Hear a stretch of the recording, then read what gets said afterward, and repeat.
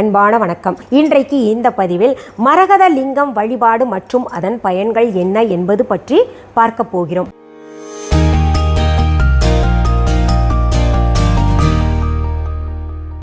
நவகிரகங்களிலே புதனுக்கு உரிய ரத்தினமாக கருதப்படுவது மரகதம்.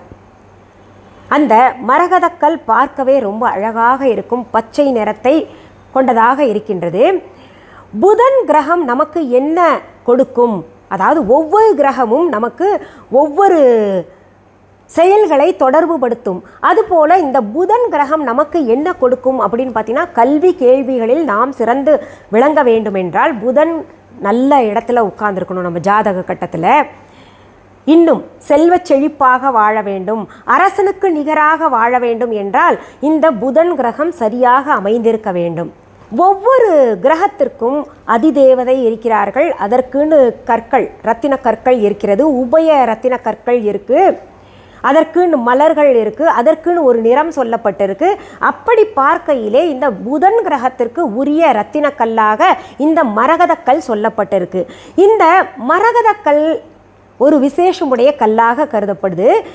ஆகர்ஷண சக்தி அதிகமாக இருக்கக்கூடிய கற்களிலே, ரத்தினங்களிலே இந்த மரகதக்கல் முதன்மை வாய்ந்ததாகும். என்னங்க, சாதாரணமான ஒரு கல்லுக்கு ஆகர்ஷண சக்தி எல்லாம் இருக்கா அப்படின்னு கேட்டிங்கன்னா, இறைவனுடைய படைப்பிலே இந்த பூமியில் நிறைய பொக்கிஷங்கள் மறைந்து கிடக்கின்றன. எல்லாமே சாமி தானே படைச்சாரு. இறைவன் நம்மை படைத்ததோடு மட்டுமல்லாமல் நாம் சிறப்பாக வாழ்வதற்காக இந்த பூமியிலே நிறைய பொக்கிஷங்களை படைத்திருக்கின்றார். அந்த பொக்கிஷங்களிலே ஒன்றுதான் மரகதக்கல். இதை தாண்டி பல உபரத்தினங்கள் பற்றியும் நான் பேசியிருக்கேன். அமெதிஸ்ட், சுக்கிரமணி, பைரைட்ஸ், இது போன்ற பைரைட்லேயே செஞ்ச ஏஞ்சல்ஸ், இன்னும் பல கற்களை பற்றி நான் சொல்லியிருக்கேன். மூன் ஸ்டோன் சொல்லியிருக்கேன். இது எல்லாத்துக்குமே சக்தி இருக்குங்க. எப்படிங்க ஒரு கல்லுக்கு போய் சக்தி இருக்கா அப்படின்னு கேட்டிங்கன்னா, இதை நானா சொல்கிறேன். புராண காலங்கள்லேயே வைரம், நவரத்னங்களுக்கெல்லாம் ஒரு உயரிய இடம் தரப்பட்டிருக்கின்றது. ஒரு அம்பாளை வர்ணிக்கும் பொழுதே அம்பாள் இதை அணிந்திருந்தார், இந்த நவரத்னங்களை அணிந்திருந்தார். கடவுள் நவரத்னங்கள் பதித்த கிரீடங்களை அணிந்திருந்தார்கள், நகைகளை அணிந்திருந்தார்கள். ராஜா மகாராஜாக்கள் அவர்கள் உட்கார்ந்திருந்த அந்த நாற்காலியிலே ரத்தினங்கள் எல்லாம் பதிக்கப்பட்டிருந்தன. அவர்களும் நவரத்னங்கள் பதித்த நகைகளை விரும்பி அணிந்தார்கள். ஏன்னா அதில் அவ்வளவு சக்தி இருக்கின்றன. ஆகர்ஷணம், நல்ல நல்ல சக்திகளை எடுத்துக்கொள்ளக்கூடிய ஆகர்ஷண சக்தி அந்த ரத்தினங்களிலே இருந்தது அப்படின்னு சொல்லுவாங்க. இந்த மரகத கல்லுலேயே அந்த காலத்து ராஜா மகாராஜா எல்லாம் தட்டு செஞ்சுருக்காங்க, அதில் சாப்பிட்டுருக்காங்க. அதில் இருக்கக்கூடிய மினரல்ஸ், அதில் இருக்கக்கூடிய சத்தெல்லாம் உடம்புக்குள்ளே போச்சுன்னா ஆரோக்கியம் தரும் என்று கருதி அதிலே சாப்பிட்ருக்காங்க. அமிர்திஸ்ட் டீ கப்பில் டீ எல்லாம் ராணி குடிச்சிருக்காங்க. அப்படி சாப்பிட்டா ஆரோக்கியத்துக்கு நல்லது, தலைவலி எல்லாம் போகும், மூட்டு வலி போகும் அப்படின்னுலாம் குடிச்சிருக்காங்க. இந்த மரகதக்கல் புதனோடு தொடர்பு கொண்ட காரணத்தினால் கல்வி கேள்விகளில் சிறந்து விளங்க வேண்டும், ஆரோக்கியம் சிறப்பாக இருக்க வேண்டும், அரசருக்கு நிகரான உயர் பதவிகள் கிடைக்க வேண்டும், கேட்டதெல்லாம் கிடைக்க வேண்டும், வியாபாரம் விருத்தி அடைய வேண்டும், செல்வ செழிப்புடன் வாழ வேண்டும் அப்படின்னு நினைக்கிறவங்க அத்தனை பேருமே இந்த மரகதக்கல்லை அணிந்திருப்பார்கள். நீங்கள் நல்லா உற்று பாருங்க. கலைஞர்கள், குறிப்பாக வடநாட்டு கலைஞர்கள், நல்ல புகழ் உச்சியில் இருப்பவர்கள், இல்லை நல்ல புகழ் உச்சிக்கு போகணும்னு நினைக்கிறவங்க, நல்ல வியாபாரிகள் அனைவருமே இந்த மரகத பச்சைக்கல் அணிந்திருப்பார்கள். மோதிரமாக அணிந்திருப்பதை பார்த்துருப்பீங்க. நல்லா பெருசாகவே அணிஞ்சிருப்பாங்க. நான் ரொம்ப காலமாக அணிஞ்சிருக்கேன், இதை பற்றி கேட்டிருக்கீங்க, நான் ஏற்கனவே பதிவு போட்டிருக்கேன். இந்த மரகதக்கல் அணிவதனால நமக்கு புத்தி சிறப்பாக செயல்படும், நல்லா பேசுவோம், கலைகளில் சிறந்து விளங்குவோம், ஆரோக்கியம் மேம்படும், வியாபாரத்திலே சிறந்து விளங்குவோம். இத்தனை நன்மைகள் இந்த மரகதக்கல்ல இருக்கின்ற காரணத்தினால, சரிங்க இந்த கல்லெல்லாம் போட்டால் போதுமா, நம்ம உழைக்க வேண்டாமா, எல்லாம் தானாக வந்துருமா அப்படின்னு கேட்டிங்கன்னா, நான் பல பதிவுகளில் வலியுறுத்தி சொல்லியிருக்கேன். நாம் உழைக்க வேண்டும், அதற்கேற்ற பலன்கள் கிடைக்கலன்னா இது போன்ற கற்களை நாம் பயன்படுத்தி அணிந்து கொள்ள வேண்டும் அப்படின்னு சொல்லியிருக்கேன். இவ்வளவு சிறப்புடைய இந்த மரகத கல்லால் செய்யப்பட்ட மரகத லிங்கத்தை வைத்து வழிபட்டோமேயானால் நாம் கேட்டது கிடைக்கும். இதை நான் சொல்லலை, புராண செய்திகள் சொல்கின்றன. அதே போல் இந்த ரத்தினங்களுக்குன்னு உரிய ஒரு ஆராய்ச்சி இருக்கு இல்லையா, அதில் சொல்லப்பட்டிருக்கு. இந்த மரகத லிங்கத்தை இந்திரனே வைத்து வழிபட்டார். எத்தனையோ கற்கள், ரத்தின கற்கள் இருக்குது. ஆனால் ஏன் இந்த மரகத லிங்கம் ரொம்ப பேசப்படுகின்றது? இந்திரன் ஏன் வழிபட்டார்? அதுவும் பார்த்திங்கன்னா அவர் இந்த பூலோகத்திலே சப்தஸ்தலங்களில் மரகத லிங்கத்தை வைத்து வழிபட்டு இருக்கின்றார். ஏன் லிங்கம் மரகதத்தால் செய்யப்பட்டது அதிக சக்தி பெறுகின்றது அப்படின்னு பார்த்தோம்னா, அந்த ரத்தினக்கல்லிற்கு ஒரு ஆகர்ஷண சக்தி இருக்கின்றது. அந்த அதிக ஆகர்ஷண சக்தி கொண்ட அந்த மரகதத்தால் செய்யப்பட்ட இந்த லிங்கத்திற்கு இன்னும் அதிகமாக சிவபெருமானுக்கே சக்தி தான். சிவலிங்கத்தை பார்ப்பதே கோடி புண்ணியம். அதை லிங்கமாக வைத்து வழிபடுவது இன்னும் கோடி புண்ணியம். அதிலும் மரகத லிங்கத்தை வைத்து வழிபட்டோமேயானால் மிகச் சிறப்பான பலன்கள் நாம் வாழ்க்கையில் காணலாம். மரகதக்கல்லால் ஆன லிங்கத்தை வைத்து வழிபடுவது ஒரு கௌரவமாக நினைத்திருக்கிறார்கள். மரகதக்கல்லால் செய்யப்பட்ட மரகத லிங்கத்திற்கு பாலால் அபிஷேகம் செய்து அந்த பாலை நாம் உண்டு வந்தோமேயானால் நம் ஆரோக்கியத்தில் இருக்கக்கூடிய குறைபாடுகள் எல்லாம் நீங்கும். அதனாலேயே நிறைய பேர் மரகத லிங்கத்தை வழிபடுவார்கள். இதில் உங்களுக்கு ஒரு கேள்வி எழலாம்.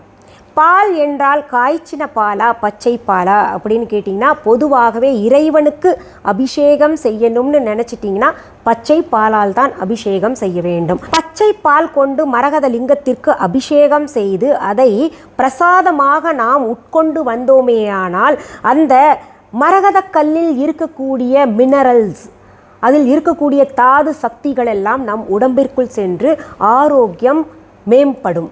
சரி, பால் மட்டும்தான் நாம் அபிஷேகம் செய்ய வேண்டுமா, இல்லை நீர் கொண்டும் அபிஷேகம் செய்யலாமா அப்படின்னு கேட்டிங்கன்னா, நீர் கொண்டு அபிஷேகம் செய்து அந்த நீரை பருகி கொண்டு வரலாம். இப்படி தொடர்ந்து 48 நாள்கள் நீர் கொண்டு அபிஷேகம் செய்து உண்டு வந்தீங்கன்னா உங்களுக்கே வித்தியாசம் தெரியும். அதிலும் அந்த மரகத கல்லின் மீது வில்வ இலை வைத்து நீர் கொண்டு அபிஷேகம் செய்து அந்த நீரை பருகிட்டு வந்தோன்னா உடம்புல இருக்கக்கூடிய பிரச்சனைகள் எல்லாம் விலகும். மரகத லிங்கம் வைத்திருப்பவர்கள் அபிஷேகம் செய்து நீரையும் பாலையும் பருகி பாருங்க, உங்களுடைய உடம்பில் மாற்றம் ஏற்படுவதை கண்கூடாக பார்ப்பீங்க. இன்னொன்று, இந்த மரகத லிங்கம் வைத்திருப்பவர்கள் தினமுமே உங்களுக்கு உரிய வேண்டுதல்களை வைத்து ஓம் நம சிவாய என்கின்ற மந்திரத்தை சொல்லிக்கிட்டு வந்தீங்கனாலே போதும். உங்களுடைய பிரச்சனைகள், வாழ்க்கையில் என்ன வேண்டும்னு கேட்குறீங்களோ அது அனைத்துமே கிடைக்க பெறுவீங்க. உண்மையிலேயே நடக்குமா அப்படின்னு கேட்டிங்கன்னா உண்மையில் நடக்கும். தேவலோகத்து இந்திரன் மரகத லிங்கத்தை வழிபட்டார்னா எதுக்குன்னு நினைக்கிறீங்க? அவருக்கு நிறைய தோஷங்கள் ஏற்பட்டது. அந்த தோஷங்களை கழிப்பதற்காக இந்த மரகத லிங்கத்தை வழிபட்டு 7 கோவில்களிலே இந்த மரகத லிங்கத்தை பிரதிஷ்டை செய்திருக்கின்றார். சரி, நம்ம விஹா ஆன்லைன்லேருந்து மரகத லிங்கம் வாங்கியிருந்தீங்கன்னா இனிமே அதை எப்படி பயன்படுத்தணும், எப்படி வழிபாடு செய்யணும், அபிஷேகம் எப்படி செய்யணும்ன்றதை இப்போ தெரிஞ்சிருப்பீங்க. இந்த பதிவு கொடுங்க, மரகத லிங்கம் பற்றி சீக்கிரத்தில் பதிவு கொடுங்க அப்படின்னு நீங்கள் கேட்டுக்கொண்டதன் காரணமாக இந்த பதிவை கொடுத்துருக்கேன். உங்களுக்கு இந்த பதிவு பிடிச்சிருந்துச்சுன்னா உங்களுடைய ஃப்ரெண்ட்ஸ் ரிலேட்டிவ்ஸ்க்கெல்லாம் ஷேர் பண்ணுங்கள். நடுவில் விஹா ஆன்லைன்னு சொன்னீங்களே, நாங்கள் இன்றைக்கி தாங்க புதுசாக உங்கள் பதிவை பார்க்குறோம், சப்ஸ்கிரைப் பண்ணியிருக்கோம் அப்படின்னா என்னன்னு கேட்டிங்கன்னா, விஹா ஆன்லைன் என்பது எங்களுடைய ஆன்லைன் ஷாப். viha.online அப்படின்னு வெப்சைட்டில் போய் டெக்ஸ்ட் பண்ணிங்கன்னா இ-காமர்ஸ் வெப்சைட் வரும். இப்போது வெப்சைட்டையும் தாண்டி நாங்கள் விஹா ஆன்லைன் ஷாப்பிங் ஆப் உருவாக்கியிருக்கோம். அது நீங்கள் கேட்டுக்கொண்டதன் காரணமாகத்தான். இதுவரைக்கும் எங்களுடைய விஹா ஆன்லைன் ஷாப்பிங் ஆப்பை டவுன்லோட் பண்ணாதவங்க ப்ளே ஸ்டோர், ஆப் ஸ்டோருக்கு போயிட்டு டவுன்லோட் பண்ணிக்கோங்க. இந்த viha.onlineலையும் விஹா ஆன்லைன் ஷாப்பிங் ஆப்லேயும் ஒன்று நீங்கள் கவனிக்கணும். அதில் மிஸ்ஸஸ் அனிதா குப்புசாமிஸ் அப்படின்னு பேர் இருக்கான்னு மட்டும் பாருங்கள்.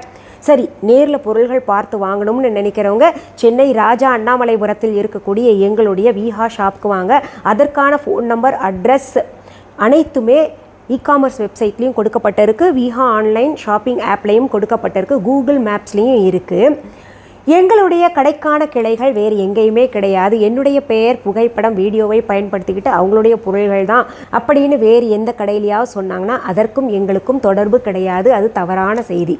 சரி, மீண்டும் அடுத்த பதிவில் வேற ஒரு நல்ல தலைப்போடு உங்களை எல்லாம் சீக்கிரத்தில் சந்திக்கிறேன். அது வரைக்கும் நன்றி, வணக்கம். அன்பான வாடிக்கையாளர்களே, உங்கள் விஹா ஸ்டோரில் பூஜை பொருட்கள், சிலைகள், ராசிக்கற்கள், வாஸ்து பொருட்கள், விதைகள், பாரம்பரிய அரிசி வகைகள், சிறுதானியங்கள், ஆர்கானிக் பொருட்கள், மூலிகை எண்ணெய், மளிகை பொருட்கள், மரச்செக்கு எண்ணெய், மரப்பொருட்கள், வெள்ளி ஆபரணங்கள், கிஃப்ட் ஆர்டிகல்ஸ், காட்டன் மற்றும் பட்டு புடவைகள், காட்டன் சுடிதார்கள், பட்டு பாவாடை, குழந்தைகளுக்கான விளையாட்டு பொருட்கள், ஹை குவாலிட்டி இமிடேஷன் நகைகள், வீட்டு உபயோக பொருட்கள், ஜூட் பேக்ஸ், ஹேண்ட்மேட் சோப்ஸ், அழகு சாதன பொருட்கள், சிறுதானிய பிஸ்கெட்டுகள், ஹோம் அப்ளையன்சஸ், இன்னும் பற்பல பொருட்கள் விற்பனைக்குள்ளது.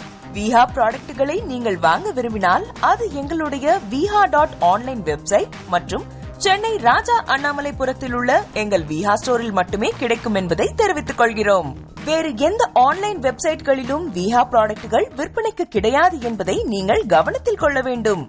எங்கள் விஹா ஸ்டோரின் விலாசத்தை கண்டறிய கூகுள் மேப்ஸில் விஹா ஸ்டோர் என்று டைப் செய்தால் வழியை கண்டறியலாம்.